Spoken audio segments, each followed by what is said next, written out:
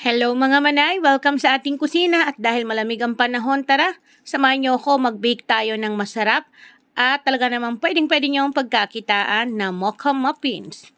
The best na pangregalo, pambaon, pang merienda at pasok ngayong malamig ang panahon, samahan pa ng mainit na kape. Napakadali lang sundan, kaya naman tara na, atin ang umpisahan. So dito kailangan lang natin is 500 grams ng cake flour. Then naglagay lamang po ako ng 2 tablespoon ng baking powder, half teaspoon ng salt, then 1 teaspoon ng baking soda. Pagkatapos natin mailagay ang mga dry ingredients, ay haluin po natin. Maglalagay tayo ng butas sa gitna. Dahil may pagkatamad tayo at para maiwasan yung mas maraming hugasin. So dito maglalagay na tayo ng ating 350 grams na white sugar, then 400 ml na evaporated milk, 1 cup ng coconut oil, 3 piraso ng medium size ng eggs, then mix lang natin. Tunawin na maigi yung ating sugar, then again, pwede nyong i-adjust yan sa tamis na nais ninyo.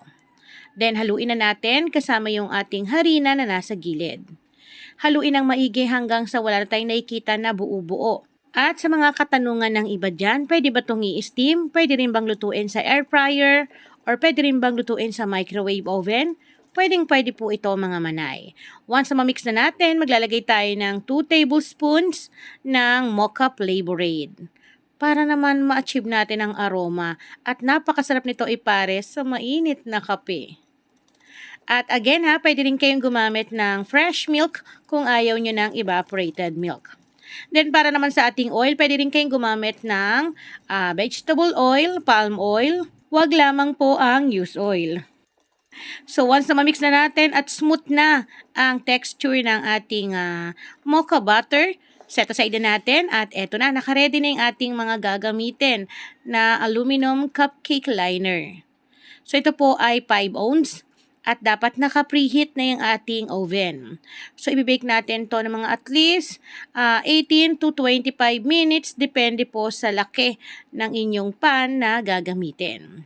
So, hindi na to kailangan pang ipahinga.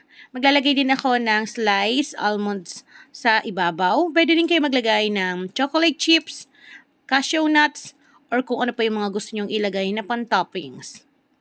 Then once na okay na, pwede na natin tong ilagay sa ating oven. Siya nga pala, ang init ng aking oven ay taas at baba po. Then 180 Celsius ang init, i-bake po natin ng 18 to 25 minutes. After ng ilang minuto, eto na, napakabango at talaga namang tumatawag na ng atensyon. At parisa na daw ng mainit na kape. Ready na ang ating mocha muffins. So, ayan mga manay dagdag idea na pwede nyong pagkakitaan at syempre the best na pangbaon at pang merienda sa ating mga chikiting.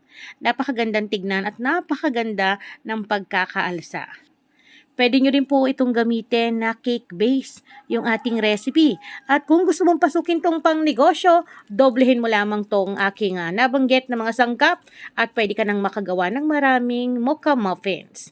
Dito sa ating recipe ay nakagawa po ako ng 20 pieces na 5 ounce. So muli ako ang inyong madiscarding nanay. Tara po, kain po tayo!